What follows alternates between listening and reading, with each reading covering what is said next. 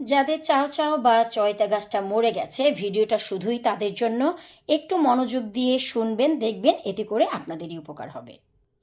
আসসালামু আলাইকুম, কেমন আছো তোমরা সবাই? আলহামদুলিল্লাহ, আমি তো অনেক ভালো আছি। আশা রাখছি তোমরাও ভালো আছো। তোমাদের এত বেশি কমেন্ট যে আপু আমাদের চয়তা গাছটা মরে গেছে। এটাকে অনেকে চয়তা বা চাও চাও অথবা থাই পেঁপেও বলতে পারো। এটা একদম সিমিলার পেঁপের মতন। রান্না করলে যারা প্রথম খাবে কেউই বলতে পারবে না এটা পেঁপে না। আর যারা চোখে দেখবে একমাত্র তারাই বুঝতে পারবে এটা চাও চাও বা চয়তা। তো যাই হোক, যাদের গাছটা মরে গেছে টিপ শুধু তাদের জন্যই, আর যাদেরটা বেঁচে আছে আলহামদুলিল্লাহ বুঝেই গেছো যে এটা যত্নটা কিভাবে করতে হবে। তো চলো, আমি তোমাদের সাথে কথা না বাড়িয়ে চলে যাচ্ছি মূল ভিডিওতে। প্লিজ আপুকে যদি ভালো লাগে, আপুর ভিডিওগুলো দেখে যদি এতটুকু উপকৃত হও, তোমরা ভিডিওগুলো একটু শেয়ার করে দিও। এতে করে যারা একদম নতুন এই বছর প্রথম গার্ডেনিং করবে তারা কিছু হলেও শিখতে ও জানতে পারবে।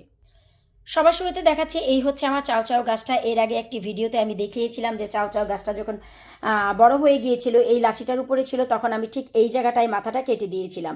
তো এই যে দেখতে পাচ্ছ, এইখানে মাথা কাটার পর ওই যে দেখো পেছন দিক থেকে ডাল বের হয়ে, এই যে দেখো আলহামদুলিল্লাহ কত বড় হয়ে গেছে যে আমাকে কিন্তু অনেক বড় সড়ো একটি লাঠিও দিয়ে দিতে হয়েছে, কারণ এটা শুধু অনর্গল বেড়েই যাচ্ছে। শুধু তাই না, তোমাদের একটা জিনিস আমি দেখাচ্ছি যে এই যে দেখো চাও চাও গাছে কিন্তু ফুলও চলে এসেছে।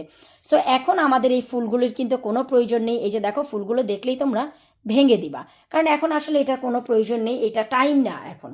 এই চাও চাও গাছে চাও চাও ফুল আসবে, ফল আসবে হচ্ছে তোমার অগাস্ট মাসে।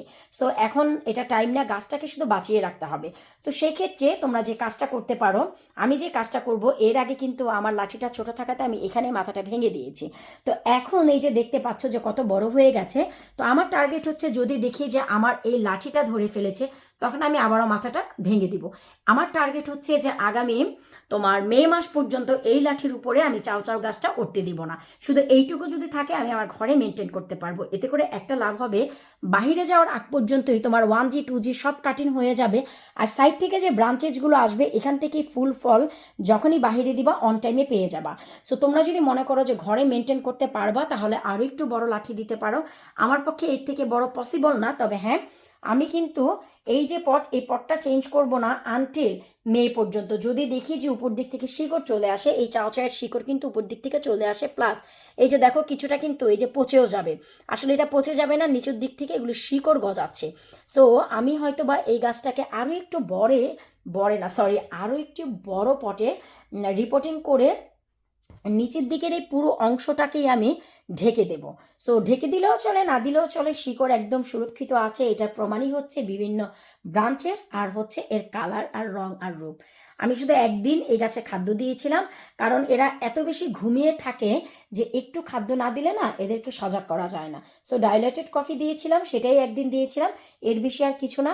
তো তোমরা যারা ভাবছো যে তোমাদের চাও চাও গাছটা মরে গেছে, তাদেরকে আমি বলবো, যদি মনে করো তোমাদের গাছটা মরে গেছে, পট এবং মাটি কোনোটাই তোমরা ফেলবা না। তোমরা দেখবা যে এন্ড মার্চ থেকে এপ্রিলের ফার্স্ট উইক থেকেই দেখবা কি নতুন করে শিকড় এবং ডালপালা ডালপালা ছাড়ছে।